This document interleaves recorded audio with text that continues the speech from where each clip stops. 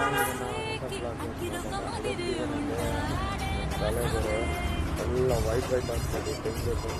ನೋಡ್ತಾ ಇರ್ಬೋದು ಈ ನೀರಲ್ಲಿ ಏನೋ ಇದೆ ಅಂತ ಅನಿಸುತ್ತೆ. ನನ್ನ ಪ್ರಕಾರ ಗುರು ಈ ಟಾಯ್ಲೆಟಿಂದ ನೀರನ್ನೇ ಕ್ಲೀನ್ ಮಾಡಿ ನಮಗೆ ಸ್ನಾನ ಮಾಡೋಕ್ಕೆ ಕೊಡ್ತಾ ಇದ್ದಾರೆ, ಕುಡಿಯೋಕ್ಕೆ ಕೊಡ್ತಾ ಇದ್ದಾರೆ ಅನ್ನೋದು ಗೊತ್ತಿಲ್ಲ. ಕಮೆಂಟ್ ಮಾಡಿ ನಿಮ್ಮ ಪ್ರಕಾರ ಏನಂತ, ನೀರು ಯಾವ ಥರ ಕ್ಲೀನ್ ಆಗುತ್ತೆ ಅಂತ.